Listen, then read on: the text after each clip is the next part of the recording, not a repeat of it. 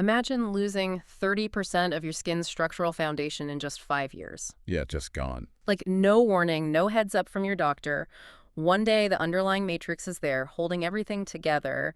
And a few years later, nearly a third of it has just vanished. It's terrifying. It really is. And for nearly half the women going through menopause, that isn't some, dystopian hypothetical. It is exactly what happens. It is a staggering biological shift. We often we fall into this trap of thinking about our skin as this unchanging static shield, but it's actually an incredibly dynamic, highly reactive endocrine organ. Right. It's constantly caught in this brutal, lifelong biological tug of war, heavily influenced by, well, everything from our hormonal output to the microscopic environment right on its surface. Welcome to the deep dive. Our mission today is to really explore that incredible and honestly sometimes turbulent life cycle of our skin. We've got a fascinating stack of sources to pull from today. We're weaving together clinical guidelines from the NHS and the British Association of Dermatologists. Some heavy hitters. Definitely. Plus, a really comprehensive MDPI study on menopausal skin changes and some incredibly candid insider guides from top aesthetic clinics. Yeah, those are eye-opening. So we're going to unpack how your body's largest organ responds to massive hormonal shifts, what actually happens when its primary barrier is dangerously breached, and the intense, borderline sci-fi medical procedures we use to burn it, peel it, and basically trick it into staying young.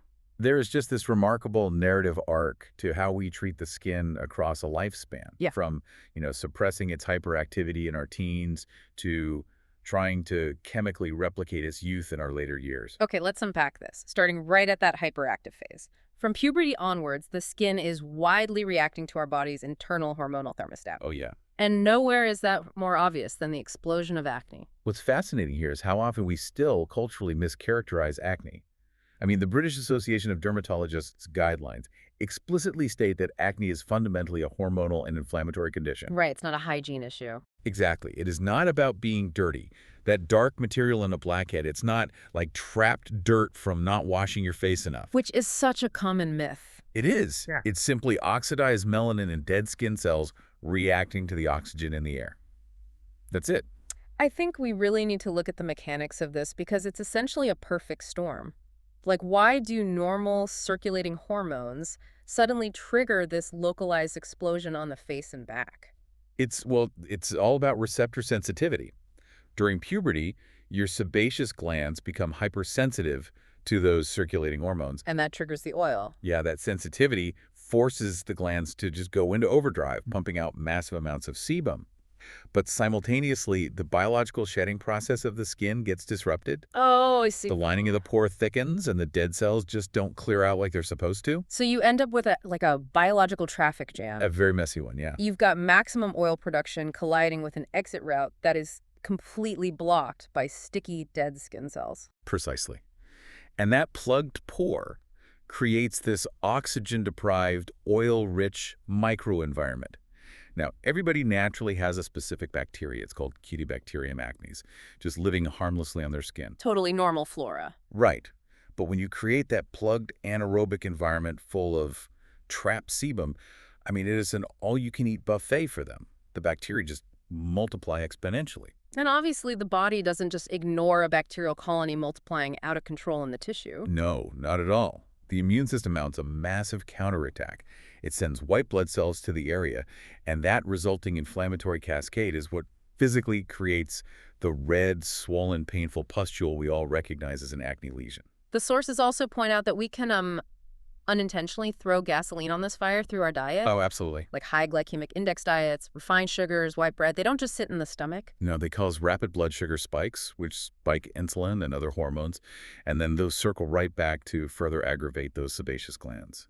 So treating it requires actually intervening in those specific biological pathways. You can't just scrub it away with a harsh soap. You really can't.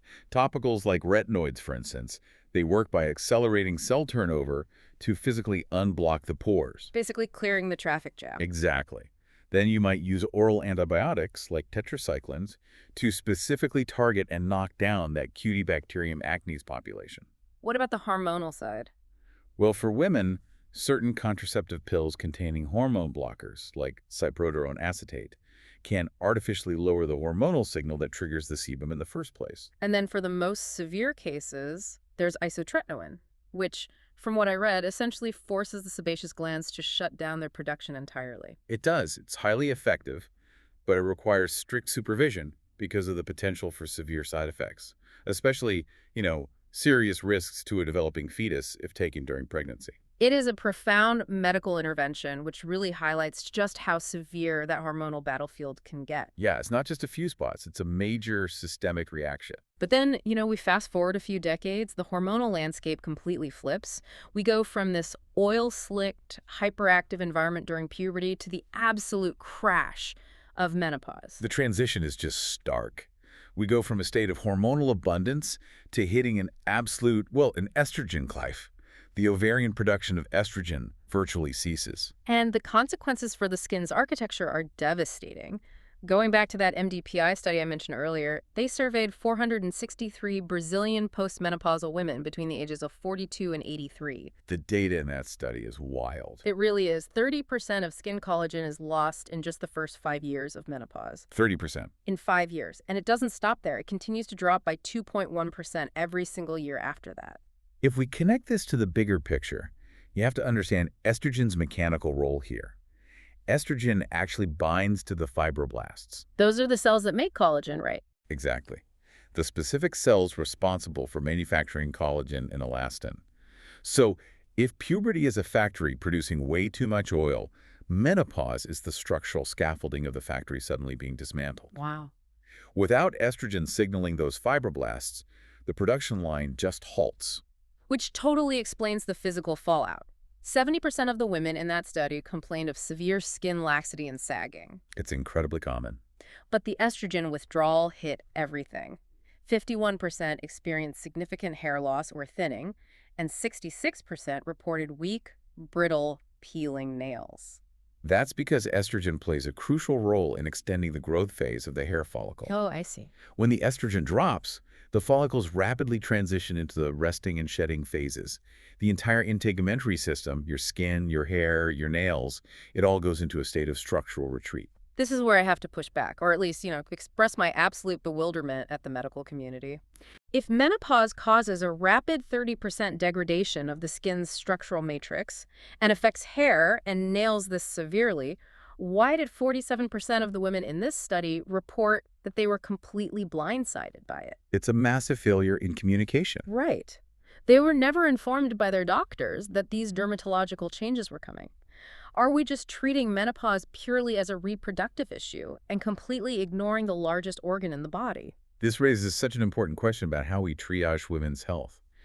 Historically, the medical focus during menopause has been almost exclusively on vasomotor symptoms. Like the hot flashes and night sweats. Exactly, along with preventing bone density loss like osteoporosis. Mm. Because the skin isn't, quote-unquote, failing in a way that causes immediate mortality, those profound structural changes have just been dismissed by many general practitioners as merely cosmetic complaints. Completely ignoring the psychological and functional impact. Which is huge for the patient. So what are the actual medical options here? Can hormone replacement therapy, HRT, actually rebuild that scaffolding? It can mitigate the loss, yes, but it's a deeply complex systemic intervention. The clinical data shows that HRT, specifically utilizing estriadiol, or even hormones like DHEA, can bind to those dormant fibroblasts. And wake them back up. Essentially, yeah. It increases skin thickness, improves tissue hydration, and restores some sebum production, basically keeping the barrier intact. But introducing systemic hormones is never a free ride, is it? No, there's always a physiological trade-off. While HRT can alleviate the skin atrophy, 32% of the women in the MDPI survey reported weight gain as a negative side effect. That's a significant chunk. It is, and if we look at the broader long-term data from the Women's Health Initiative trial, certain HRT formulations, particularly combined estrogen and progestogen therapies used to protect the uterine lining, they carry elevated risks for breast cancer, stroke, or venous thrombosis. Depending on the patient's individual health history, of course. Right. Consequently, a physician is very rarely going to prescribe systemic HRT solely to treat a 30% drop in collagen. The aesthetic benefits always have to be weighed against that systemic risk profile. So you spend your life fighting off acne, you navigate the estrogen cliff, you try to keep the skin hydrated and intact.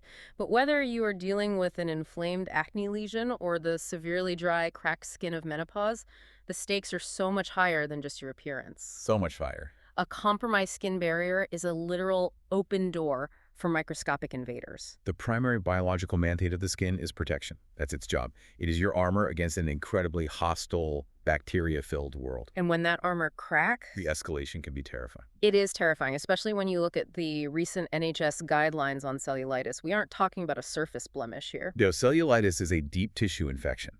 The bacteria bypass the superficial layers entirely and just take root in the deep dermal layers and the surrounding subcutaneous fatty tissues. What really amazed me in the sources is how trivial the initial entry wound can be. That can be almost invisible. Yeah, you picture needing this massive laceration to get a deep infection, but the NHS notes the gateway can be almost microscopic.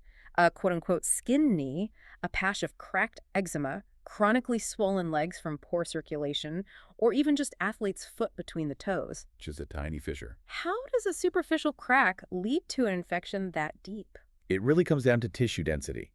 The outermost layer of your skin, the stratum corneum, is tightly packed, interlocking dead cells. Like a brick wall. Exactly. It's a physical wall. But once bacteria, usually Streptococcus or Staphylococcus that already live harmlessly on the surface, once they slip past that wall through a tiny fissure, they enter the subcutaneous space. And that space is different. Very different. This tissue is looser, it's rich in blood supply, and it's absolutely perfect for bacterial proliferation. Oh, wow. Yeah, and as they multiply, they release toxins that trigger an overwhelming immune response, which results in the classic symptoms: severe, expanding redness, intense heat radiating from the skin, and crippling swelling. Here's where it gets really interesting to me. We spend thousands of dollars worrying about fine lines, but a mundane case of athlete's foot could literally lead to a life-threatening bone infection if the bacteria get into the bloodstream. The trajectory of untreated cellulitis is incredibly dangerous. If the bacteria penetrate the lymphatic system or the bloodstream, it triggers sepsis. Which is life-threatening. Absolutely. Yeah. Alternatively, it can evolve into necrotizing fasciitis. The flesh-eating disease. Yes, that is where the bacterial toxins actively destroy the fascia, the connective tissue surrounding the muscles. It rapidly cuts off blood supply and causes widespread tissue death. That's horrifying. And if the cellulitis forms over a deep, chronic ulcer, the bacteria can migrate straight down into the skeletal structure, causing osteomyelitis, which is an infection of the bone itself. So when the armor fails that spectacularly, how does medicine fight back? With overwhelming force. Treatment requires an aggressive, typically 7 to 10-day course of specific oral antibiotics like flucloxacillin or clindamycin for penicillin-allergic patients. And if it's already spreading? If it's spreading rapidly or causing systemic flu-like symptoms, it requires immediate hospitalization for intravenous antibiotics.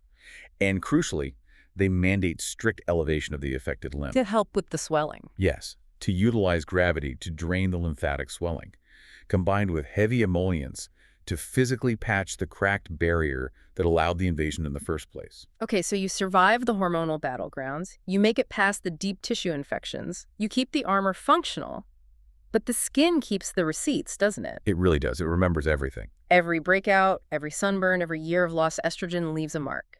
You're left with the hyperpigmentation, the laxity, the deep scarring, which forces us into the realm of intentional, controlled trauma. Yes. How we physically damage the skin to erase those receipts. It is the great paradox of aesthetic medicine. The fundamental principle behind skin resurfacing is deliberately inflicting calculated injury. Just hurting it on purpose. To trick the body's natural healing cascade into rebuilding a better, smoother, tighter matrix than what was there before. The clinic sources outline quite an arsenal for this. You have chemical peels using glycolic acid, or incredibly deep phenol peels. You have microneedling, which physically punches thousands of tiny holes to stimulate repair. You've got IPL and intense pulse light, specifically targeting the melanin in brown spots and the hemoglobin in broken capillaries. But if you want massive structural remodeling, the real heavy hitters are the lasers. Lasers are absolutely the gold standard for erasing decades of damage. But to understand how they work, you have to understand the dividing line between the two main modalities: non-ablative and ablative. Okay, I know non-ablative lasers pass safely through the surface without breaking the skin, right? Heating the tissue underneath to stimulate gradual collagen growth. Minimal downtime, subtle results. Right. But ablative lasers sound like a completely different beast. Oh, ablative lasers are destructive by design. They utilize specific wavelengths of light that are highly absorbed by the water inside our skin cells. So what happens when the laser hits? When it hits the tissue, the water instantly boils. It physically vaporizes the damaged outer layers of skin. It essentially strips the canvas away entirely. Yeah. And within that ablative category, the clinic guides highlight a massive rivalry. CO2 lasers versus erbium lasers. The big debate. Yeah. And I get why CO2 is so aggressive. It creates massive collateral heat damage in the surrounding tissue. That thermal injury forces extreme collagen contraction, which is why it can literally iron out severe deep acne scars. Yes, it is unmatched for severe scarring. But the downtime sounds horrific. You are looking at 7 to 14 days of severe swelling, redness, and a face that is literally weeping serious fluid while it tries to form a new barrier. It is a profound medical recovery. It's not a weekend spa trip. So where does erbium fit in? Is it just a weaker version of CO2, or is it interacting with the tissue in a fundamentally different way? It's all about the physics of water absorption. Erbium lasers operate at either 2940 or 2910 nanometers. At that specific wavelength, the laser energy is absorbed by the water in our cells exponentially better than a CO2 laser. Meaning it's more efficient. Because the absorption is so efficient, the tissue vaporizes instantly with far less residual heat bleeding into the surrounding skin. So it's much more precise. Exactly. It's a cleaner cut. This makes erbium vastly safer for treating delicate, thin tissue like the eyelids, and critically, it's much safer for darker skin types. Because of the pigmentation risk. Right. Excessive collateral heat can trigger severe post-inflammatory hyperpigmentation in melanin-rich skin.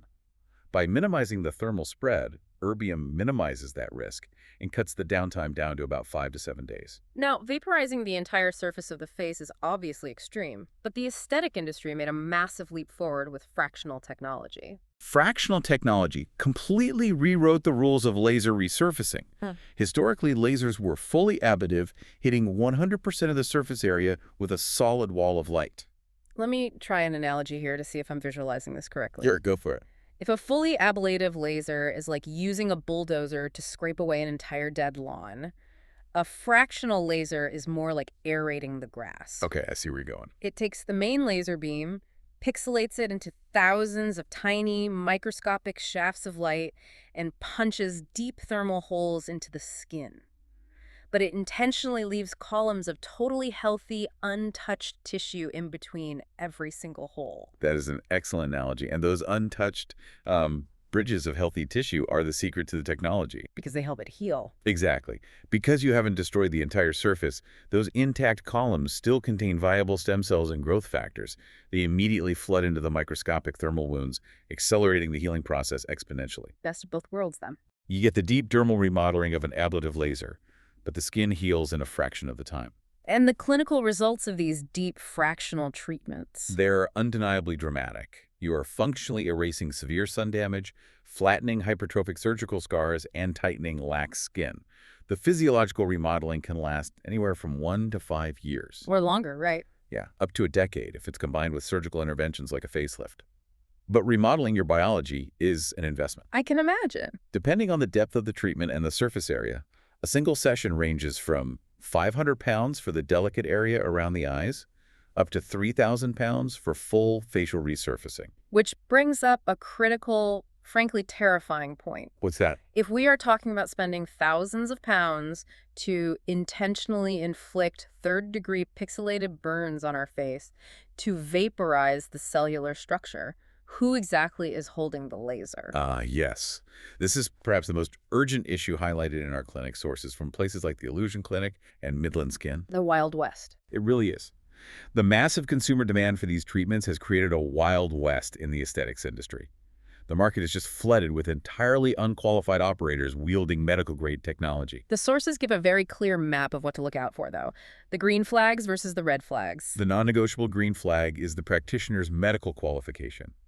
For any complex procedure, deep chemical peels, ablative lasers, or neurotoxin injectables, you need to verify you are in the hands of a GMC-registered doctor or an NMC-registered nurse who specifically holds Level 7 aesthetic training and independent prescribing rights.